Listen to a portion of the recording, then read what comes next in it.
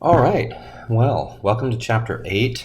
This is going to be a review of lipids, and it's going to be primarily not applications of lipids, but talking about the different classes of lipids and how they're different and how they have different biological roles. So once we get through the different classes, we'll have a little bit of time where we can talk about lipids as chemical signaling compounds, as neurotransmitters, as a variety of different things.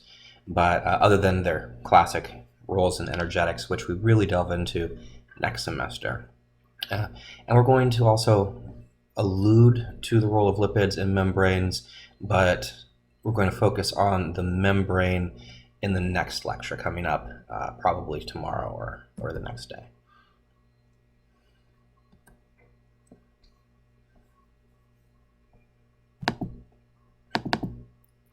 Okay, so here's the general outline for the talk today. So what are the structures associated with fatty acids and what's some of the basics of their chemistry? How do fatty acids actually get mobilized biologically in the form of triacylglycerols? And then once we've done a review of triacylglycerol structure, we'll start to get into some of the higher level lipids like glycerophospholipids and sphingolipids and see what they do for higher level organization animals. Then we're going to go into waxes briefly because they're important biologically, but they're very, very simple. And we're going to get into terpenes.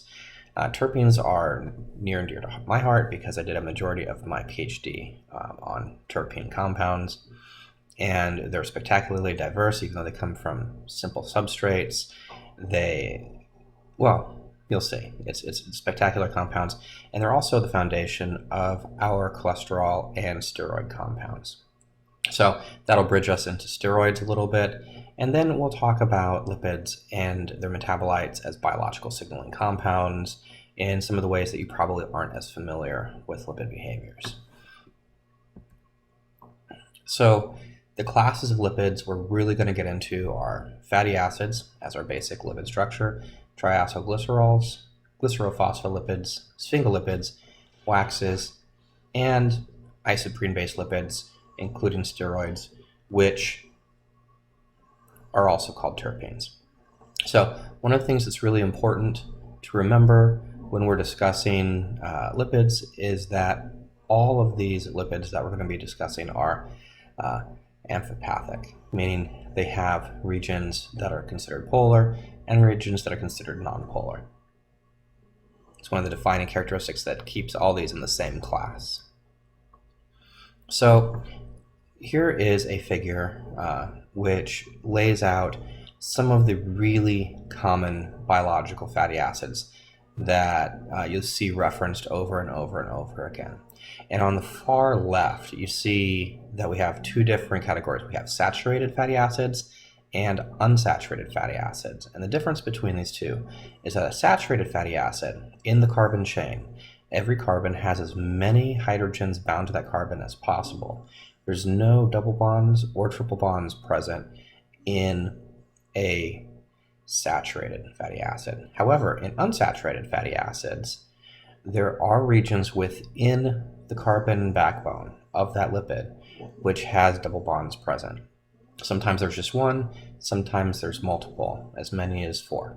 So that's the two general categories we're going to deal with, and in the next slides we'll go into those differences in more detail. And then as we move along from left to right, you'll see that we have common names, and you probably want to be comfortable with the common names of these acids if you're going to be taking a standardized biochemistry exam, like say the MCAT or DAT or something along those lines. So focus on knowing the common ones, particularly myristic acid, palmitic acid, stearic acid, and then when we get into the unsaturated acids, oleic acid, linoleic acid, and its variations, as well as arachidonic acid, because arachidonic acid is incredibly important for inflammatory signaling and the endocannabinoid system.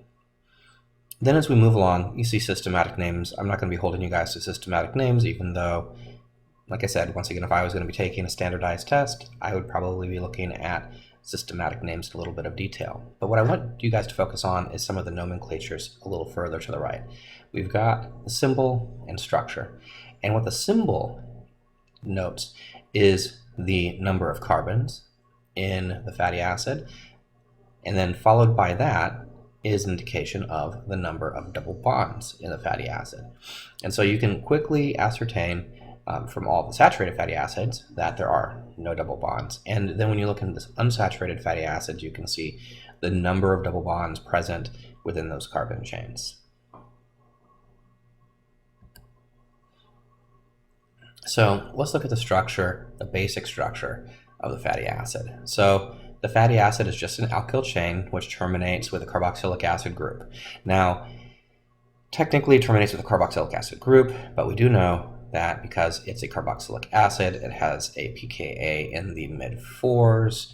It's going to, under biological conditions, nearly always be deprotonated. So it would not be inappropriate to have all of these carboxylic acids actually drawn as carboxylates, with the carbon with a doubly bound oxygen and then a singly bound oxygen which holds a negative charge, which of course is resonance stabilized between the two oxygens. So sometimes you'll see it drawn as a carboxylic acid, like in this slide. Sometimes you'll see it drawn as a carboxylate.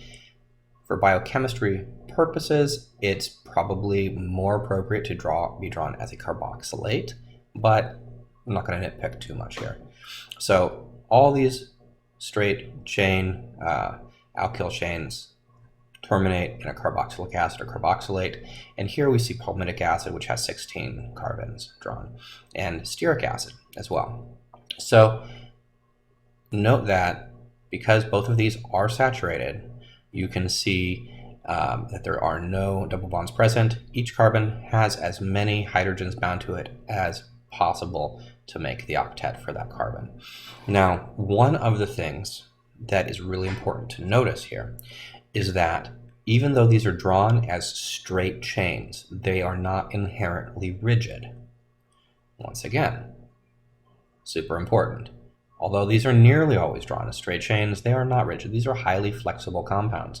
If you think about the degrees of freedom of rotation around each of these carbons, these structures have the ability to be bent substantially without causing significant steric strain on any particular bond. You get freedom of rotation around all of these bonds because of the absence of double bonds.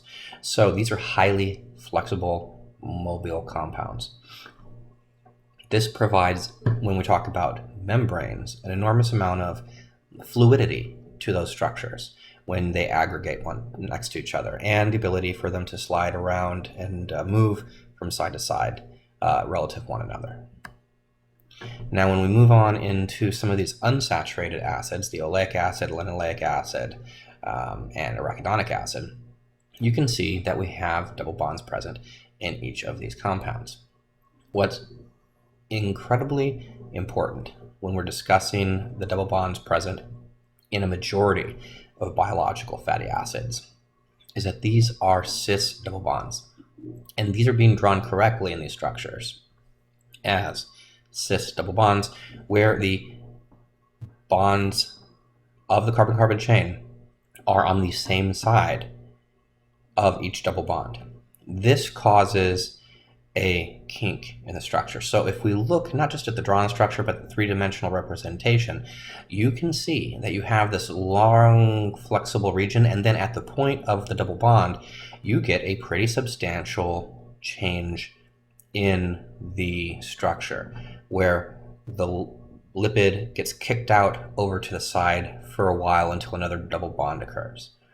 And this is incredibly important in terms of biological function, because these don't pack as tightly next to one another as the saturated lipids do. The saturated lipids have the ability to, through weak forces, van der Waals interactions, bond to each other with more strength than these unsaturated versions do. And these unsaturated versions really just take up a little bit more room. They, put their elbows out. They establish their dominance within the lipid domains.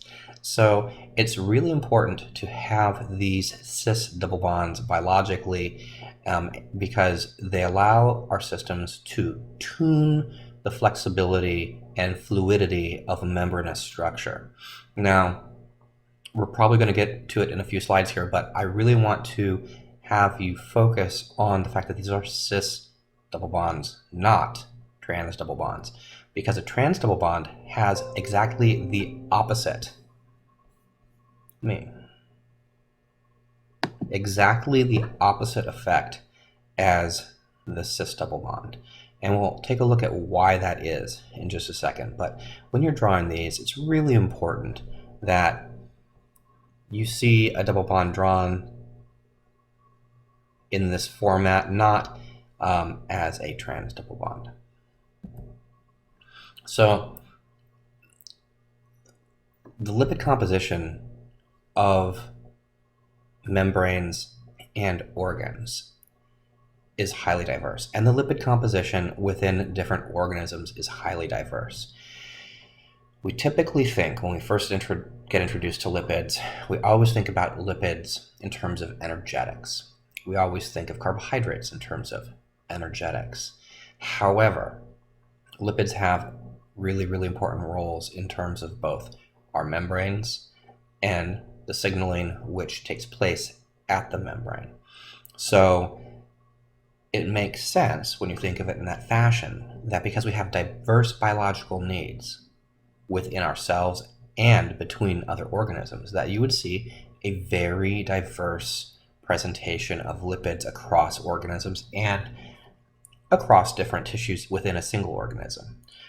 This is just a simple breakdown demonstrating how different some of the different types of simple fatty acid compositions vary between things like beef, milk, corn, soybean, sunflower, etc. And I think it's also important to point out in this particular table, because diet is such an important topic within biochemistry, even though it doesn't necessarily get its due, that if we were to look at the lipid composition of beef per se, that's going to be highly variable dependent on what its diet is. So when we are looking at the ratios of palmitic, stearic, oleic, and linoleic acids in beef, I don't know what the diet of this particular beef that was assessed is. I have a suspicion it was probably kind of your classic American corn-fed or corn-finished beef. And you're going to see a very, very different lipid composition if this beef cow is fed an all grass diet.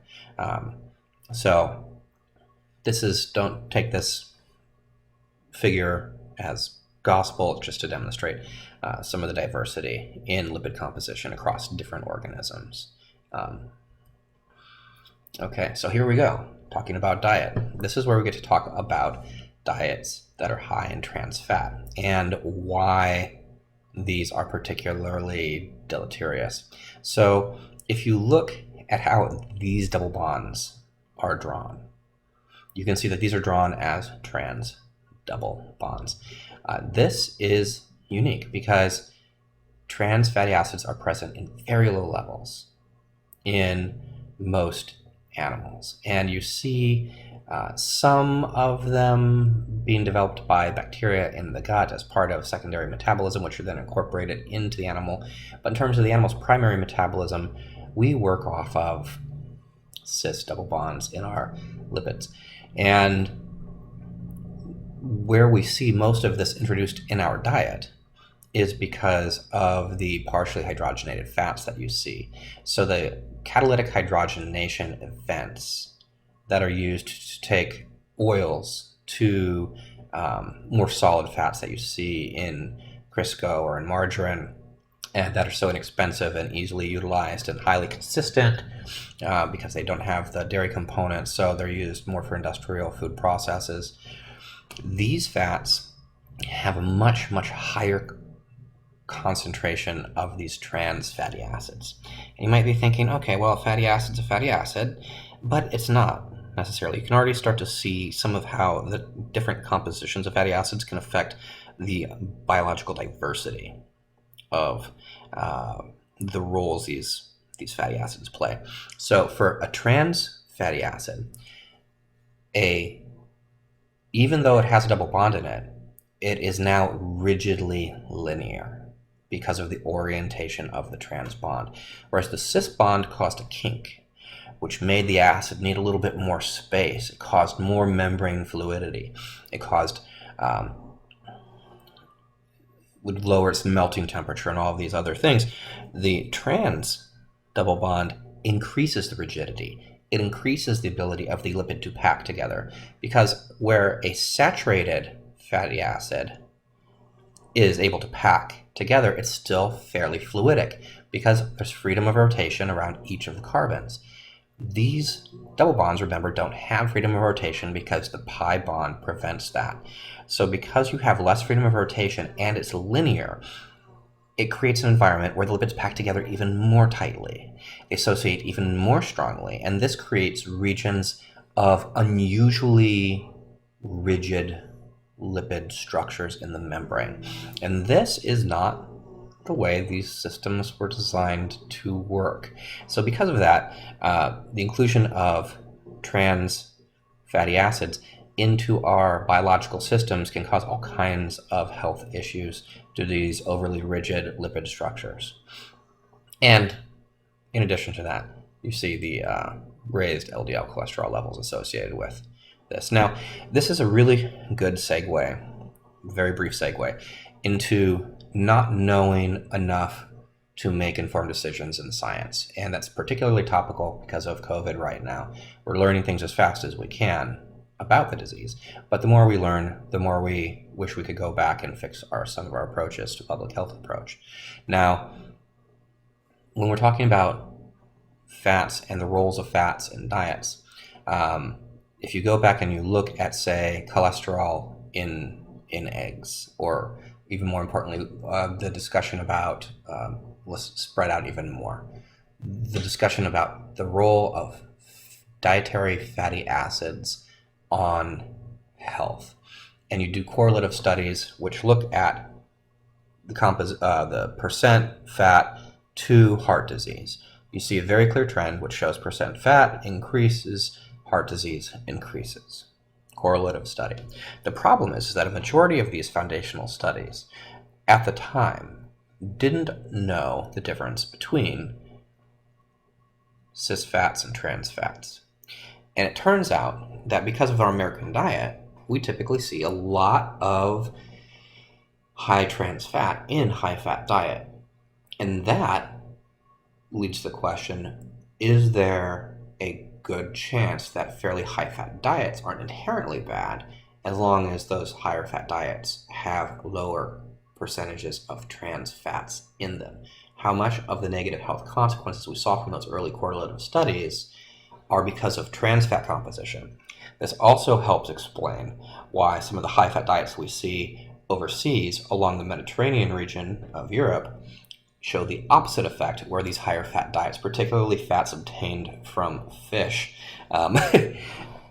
are showing reduced heart disease and improved longevity and improved cognitive function, and things like that. So it's always important when you're reading a study or looking at citations to know what they knew at the time about the metadata so that you have context.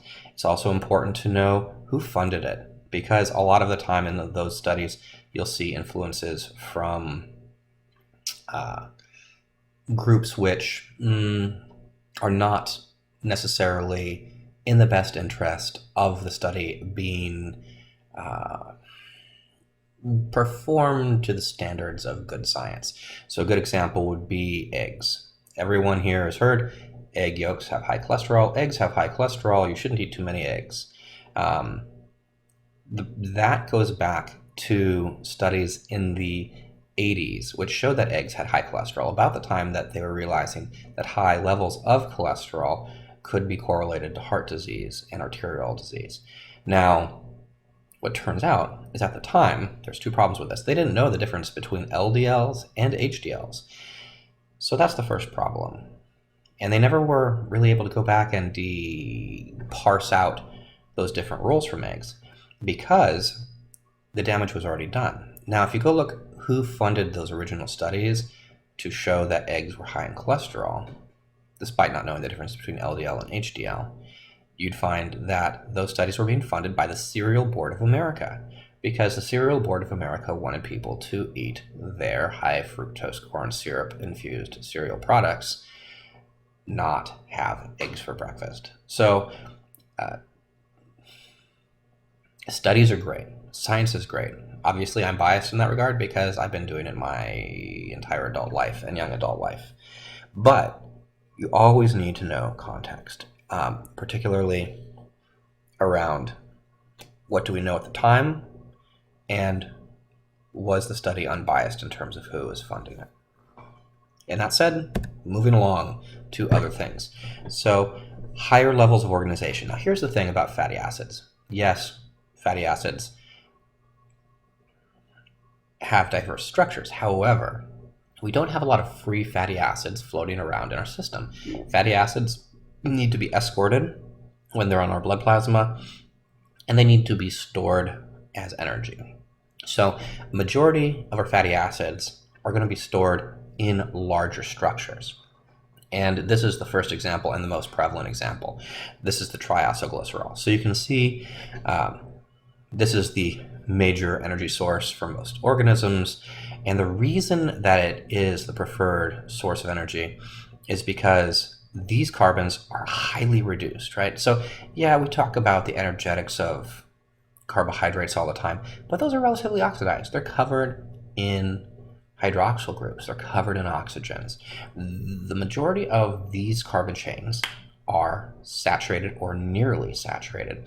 And because of that, there is more potential to abstract energy from their highly reduced bonds when taking it to the most oxidized form, CO2. So there's more energy to be had taking a lipid to CO2 than a carbohydrate to CO2 because of the relative degree of oxidation. That's why dietarily you can get 9 kilocalories per gram of lipid versus just over 4 kilocalories per gram carbohydrate. Now, so you have lots of energy in here.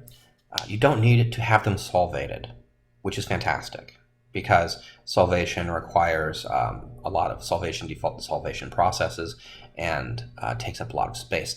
And even more importantly than solvation, they pack together incredibly efficiently. So you can have these regions which aren't solvated, which aren't soluble, which pack together neatly, and so you can get a lot of energy into a fairly small package. Once again, relatively small package, because we have all seen the effects of lots of lipids being stored in us as a society. So notice that when we're discussing here, triacylglycerol, you have a glycerol backbone that's a 3-carbon chain, which as glycerol, each of those carbons have a hydroxyl group. Now, in the triacylglycerol, each of those hydroxyls becomes a point of binding an individual fatty acid. So in this case, this first case, you see that they're all fully saturated and equal length, but not all triacylglycerols contain the same fatty acids. In fact, more often than not, you see a situation where you'll have 2 saturated fatty acids. These saturated fatty acids could have different lengths and frequently do. So in this case, we have a myristic acid and a stearic acid.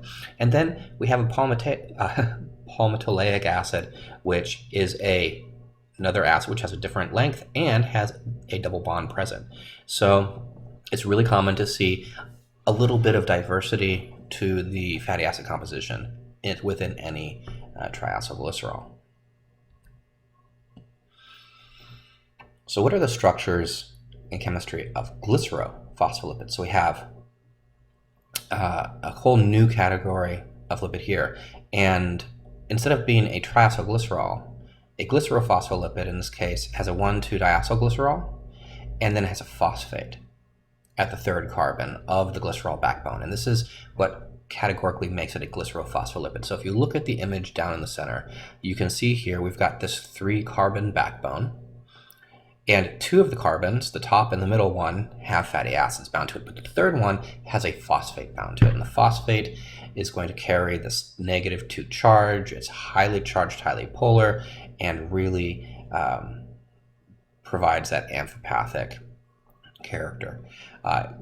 Now, it's really important to note that glycerophospholipids, because this is a glycerophospholipid because it's still got that glycerol backbone, glycerophospholipids are phospholipids because it has a phosphate, but not all phospholipids are glycerophospholipids. There are other categories of phospholipid that we'll get to in just a little bit.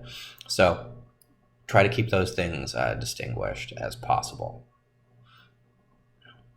Now there's a note here, understand the prochirality of glycerol. I used to lecture quite a bit on the chirality of glycerol, and I just don't think it's worth the energy. Just know that because these are chiral carbons at the center of the glycerol chain, that there is inherently the ability to have different chemical properties to the compounds based on that. But we're not really going to go down that rabbit hole. That's a little bit more detail in terms of structural diversity, and I think it's really important for this level of course. Also remember that it's really common for these phospholipids to contain both unsaturated and saturated fatty acids. But if it does contain an unsaturation, it's almost always going to be on the second position, on the second chain right here.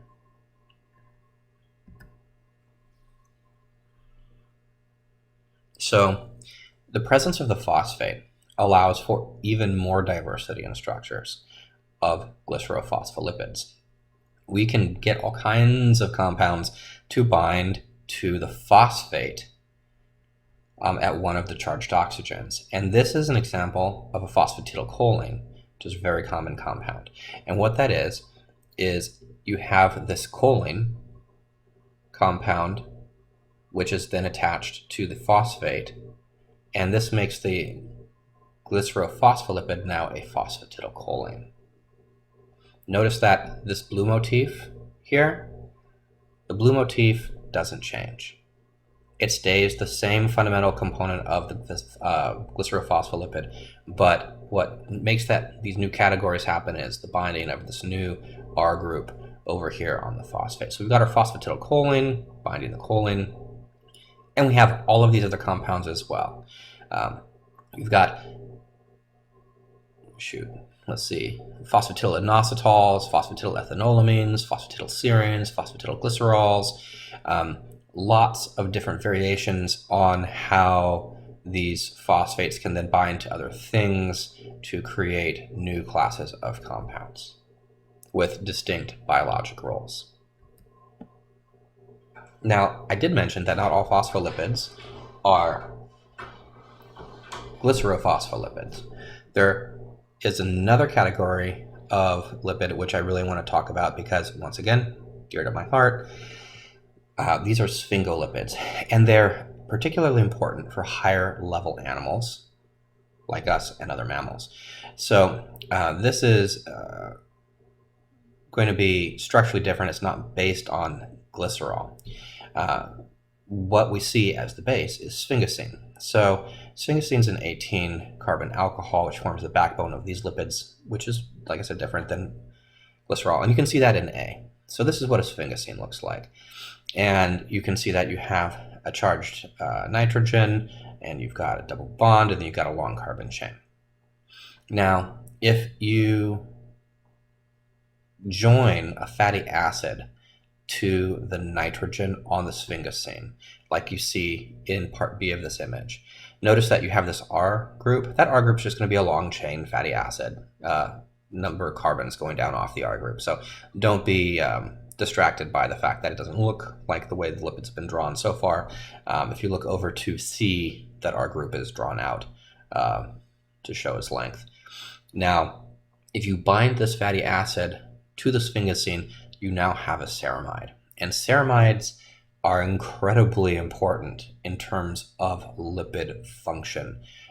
They've been described as a second messenger for signaling, even though it turns out they're not really free second messengers. And when we get into lipids in membranes in the next chapter, we're going to talk a lot more about the role of ceramide and the rapid generation of ceramide from other more complex lipids like sphingomyelin, looking over at C, and how this rapid changes to the lipid chemistry of a membrane can be important for essential biological functions and immune function. So once again, we have our sphingosine, we have our ceramide, and then if we bind one more moiety over here, we can turn that ceramide into a sphingomyelin.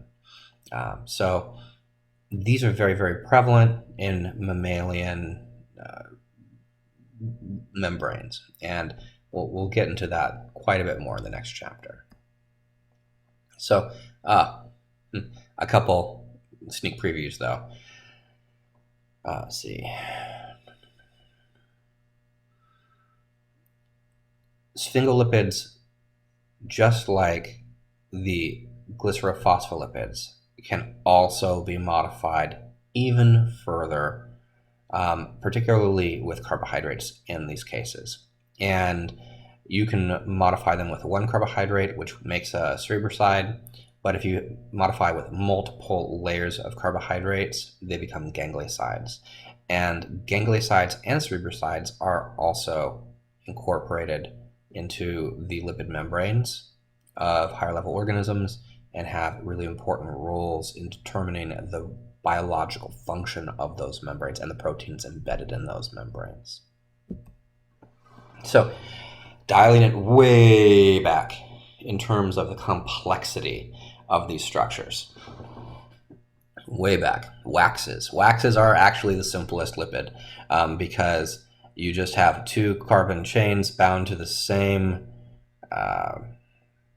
carboxylate. The difference is that one of them binds to where the charge would have been housed on the carboxylic acid. So you're removing the charge, and so you have less polarity associated with waxes. This makes them incredibly resistant to aqueous systems, which is why they're so good at repelling water. And they're used on the coats of, you see them in feathers, you see them on hair, you see them as part of skin, you see them included in plants to retain water under low moisture conditions. And of course they have diverse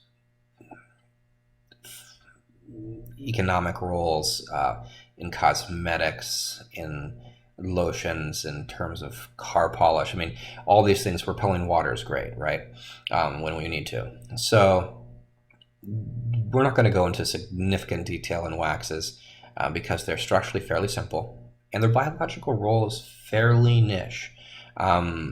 It's not going to be, I mean, when you see a wax, you're going to know what it is, you're going to know why it's there. Now that we had that quick break in terms of structural complexity, let's take a look at terpenes. I love terpenes.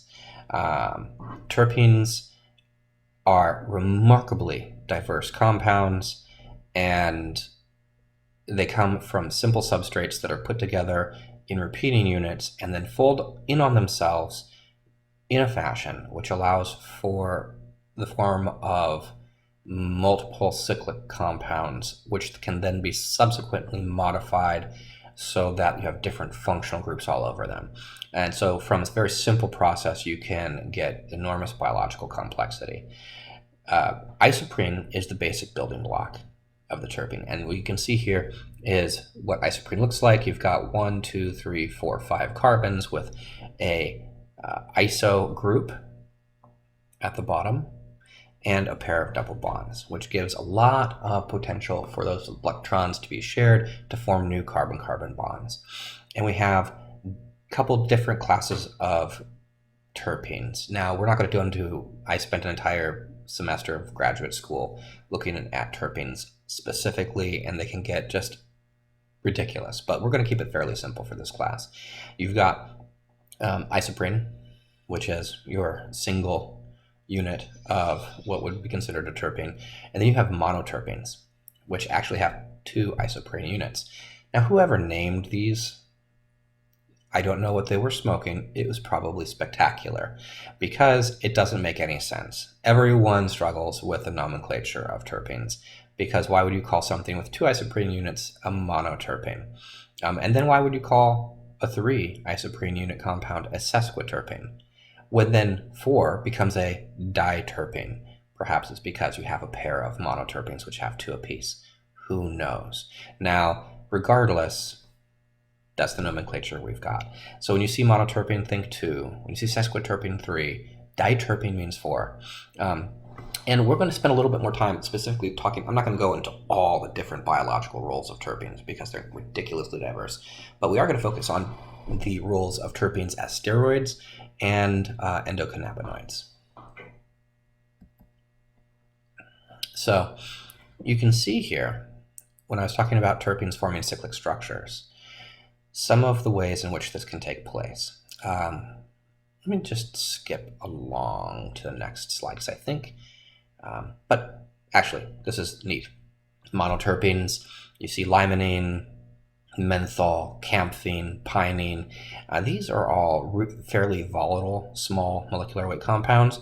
So you see them a lot in these perfumes that you get in roses and menthol and cough drops and limonene in citrus fruit. If we stretch out the chain a little bit, we get into more complex structures. So this is a really nice diterpene where you have 4 different sesquiterpenes, which you can see the iso group here. You see at every branch is where the iso group was. Here would be an iso group, and here would be an iso group.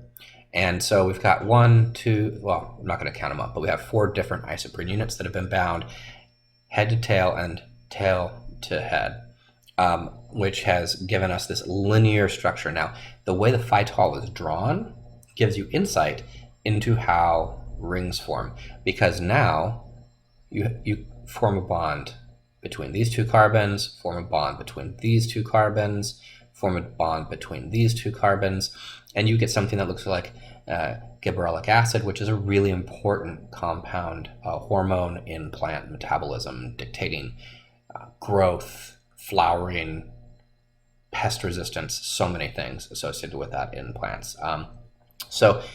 And at each point where you get this new carbon-carbon bond, you see these methyl groups sticking out. So when you're looking at steroid-type compounds and you see these methyls kicked out along here, the reason they're kicked out is because a new bond formed and you've got those methyls poking out now. Oh, here's another great example right here. And this was an iso group from a new bond. So transretinol, actually, you guys did that lab here in our OChem group. So looking at that particular terpene. So this is another layer of looking at how terpenes can fold. So here we have squalene. Squalene is a not long linear capable terpene. It is not bound into rings, but you can see from the way that it's drawn how these cyclic structures from steroids like lanosterol could form from squalene. Squalene actually is a precursor to lanosterol. And now that we've gotten into that whole region of discussion, steroids. I'm not talking about steroids in terms of, Arnold and the pumping up of all the muscles and the steroids, even though that is an application because they're important high-power hormones. But steroids as a class of compounds, which include cholesterols. So steroids are terpenoid compounds, and you do see these common conserved ring-type structures in the steroid. Cholesterol happens to be a steroid as well, and it's the most common steroid. It's a dietary compound. It's something that's incorporated into our membranes, into our bloodstream. It's ubiquitous. And these steroid hormones have really, obviously, when we're talking about steroids, we're talking about testosterone, we're talking about estrogen, we're talking about a lot of hormones which contribute to the identification of self and how we fit into society, which coordinates the development of our organs and our brains and so many things. So some of the diverse things, other than that, include salt balance, sexual function, metabolic function. They're a very important class of hormones. So some of these you'll recognize: cortisol, right? Because stress, actually cortisol is important for regulating our insulin sensitivity, which concurrently impacts our carbohydrate metabolism, protein metabolism, and lipid metabolism. So cortisol, incredibly important. Testosterone, incredibly important. Estradiol, incredibly important. Progesterone, precursor to both testosterone and estradiol. And you can see, looking down at this image, how similar these structures are and how minor changes to these basic structures lead to very, very, very different biological roles. Oh, in addition, we have bile. So the bile acids, which include cholic acid and deoxycholic acid, are incredibly important for the digestion of lipids, another steroid compound.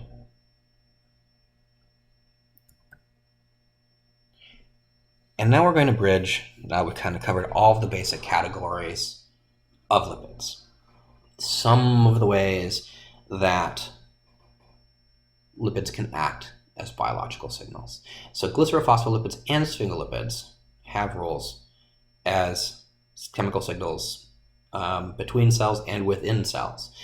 And they typically act locally. Now, a lot of secondary chemical messengers get released and then move from one place to another to affect their signal.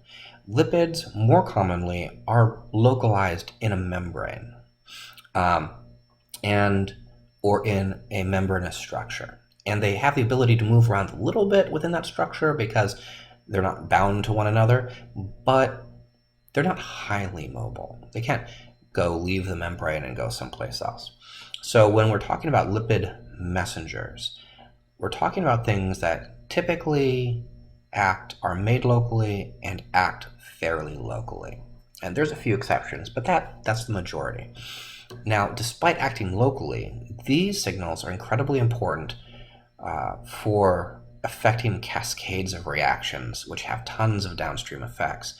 So a lot of the time, lipids are implicated in cascades of reactions associated with inflammation, with immune response, with redox stress and defense. So many things along those lines.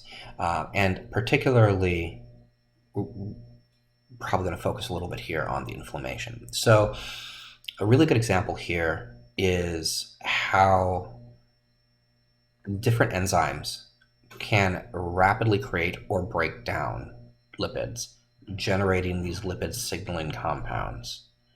And we'll go into those over the next couple of slides. But below here, we have an example of how phospholipases, which are enzymes which cleave the bonds from these phosphate groups at different locations. And you've got 4 different phospholipases. You have the phospholipase A1, A2, C, and D. And each of these cleave this phospholipid at different specific locations. Now, these enzymes will rapidly change the biochemistry of a membrane's function by acting on these lipids. If you have a phospholipase enzyme come in, let's say phospholipase D, and you have your phosphatidylcholine here, I believe this is a phosphatidylcholine we're looking at, or maybe it's an ethanolamine, does it say? Okay, so the phospholipase D comes in, swoops in, and cleaves this bond. You are dramatically changing the biochemistry of that lipid. You now have free R group over here. You now have a new lipid substrate over here, and you get a rapid reorganization of these components within the membrane which change the biochemistry locally. Now, membranes don't just keep things in and keep things out. They also regulate transport. They also regulate the proteins which are embedded in them. And so some of these rapid generations, reorientations of lipids within membranes is incredibly important for driving how the things inserted into those membranes function or receive their signals.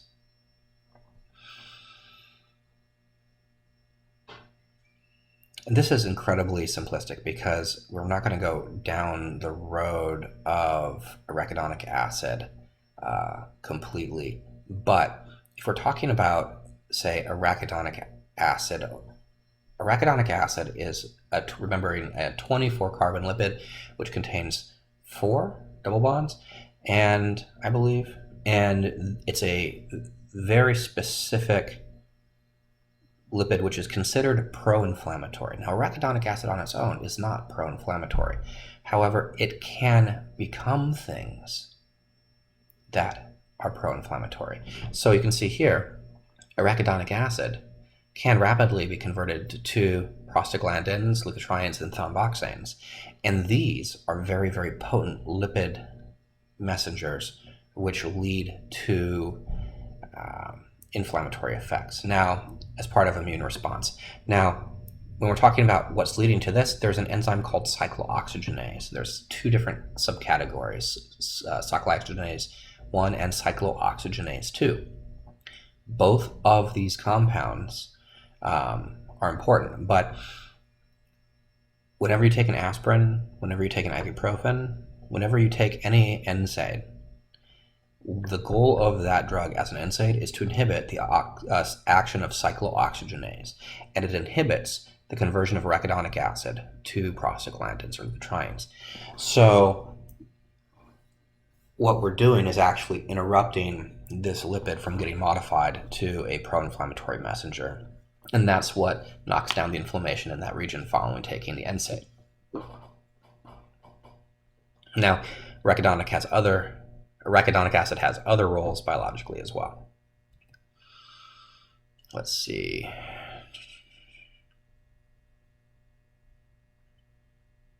Which we'll get to in a second when we get to some of our last slides.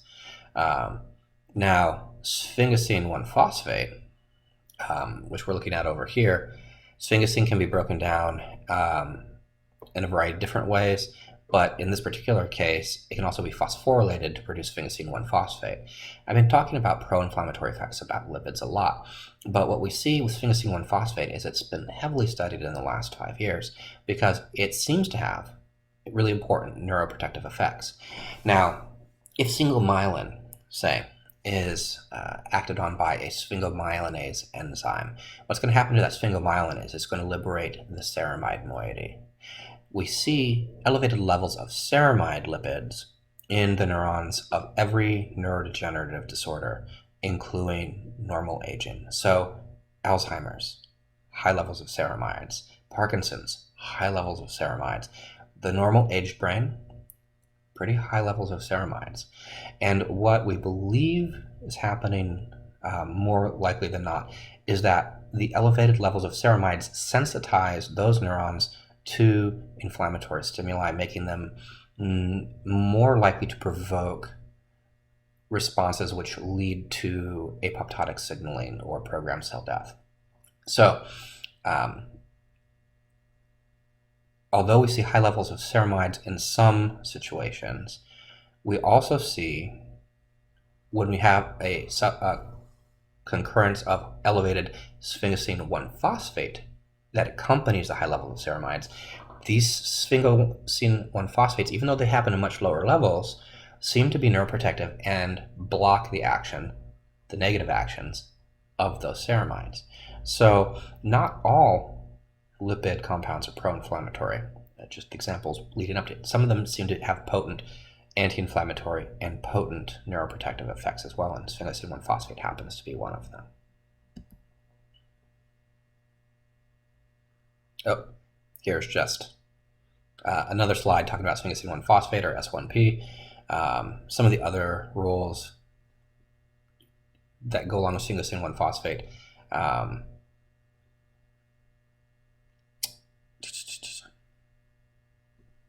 not listed on the slide any longer. I apparently modified the slide to take all those extra ones off because I was just going off the cuff. So excuse the lack of extra things. Okay, now on to something that's topically of interest for a lot of people, particularly in states where this is legal now, and I suppose in states where it's not legal, the endocannabinoid system. So the endocannabinoid system is the system biologically, not just neuronally, but biologically across a lot of our tissues, including our immune system as well, which cannabinoids from cannabis, and I suppose from other plants that make cannabinoids, there are a few other plants that have identified cannabinoids at this point, interact with our endogenous receptor system. So the endocannabinoid system, we produce endocannabinoids, which are the compounds we make which interact with these receptors.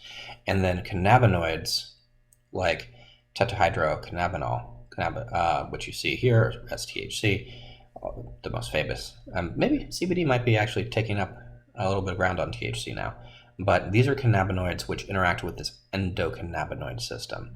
And they're a really interesting system because neuronally, most of the receptors seem to be retrograde, which means that they cross the synaptic cleft in the opposite direction from the classic neurotransmitter.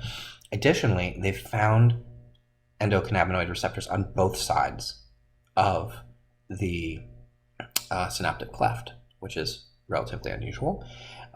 We know that different classes of cannabinoids and endocannabinoids compete with one another to regulate the balance of these systems, even though they're very, very poorly studied to date because of the challenges with studying cannabinoids in the United States because of their classification. It's quite a bit easier to study cocaine than it is THC, unfortunately, on federal grants, but hopefully we'll get some progress in that regard in the next few years and we can actually get to learn about this in more detail. Now, anandamide is an endogenous mimic of THC. So I don't really like that statement because really the THC is a exogenous mimic of what we produce. But regardless, let's take a look at this next slide and see how this works. Now I want you to take a look first at tetrahydrocannabinol. And look at that structure. We've got a conjugated ring, which is flat, and we've got two non-conjugated rings, which are going to be in slight chair conformation or chair conformations. And then we look at this next slide. And what you see is something that looks quite different than that on the surface. What you see, if we go, let's see here, let's look for that anandamide. Here we go. Here's our anandamide in the bottom right corner. And you can see how we're going from a basic phospholipid, including something that looks very similar to arachidonic acid, to this endocannabinoid compound. Now, what happens is, we've seen the pictures of how these terpenes can fold into ring-like structures. And then often, that results in the formation of rings. Now, in terms of endocannabinoids, you have what look like long 24 carbon compounds with have 4 alternating double bonds. And these can fold in on themselves also. But when they fold up, they just fold up into the enzyme binding pocket in the exact same fashion that the rigid THC or CBD cannabinoid compounds would do so. So these, although they look structurally very different, when folded three-dimensionally in conjunction with the binding pocket of the enzyme, can exert the exact same biological influence as the cannabinoid, which is really interesting. Now, why this is particularly interesting, I think most of you have probably, through pop culture science or through other means of science, have been introduced to the notion that CBD can stop seizures or has an ability to lower the frequency of people who have severe seizure disorders. And this was originally documented through a recently deceased young lady who was struggling. She was very young at the time, and she was having close to 100 seizures a day, and her name was Charlotte. And it was shown that CBD supplementation reduced her number of seizures to 1 or 2 per day, and completely changed her life. Now, why is this important? I'm going to link this back, well, obviously because of the therapeutic benefit.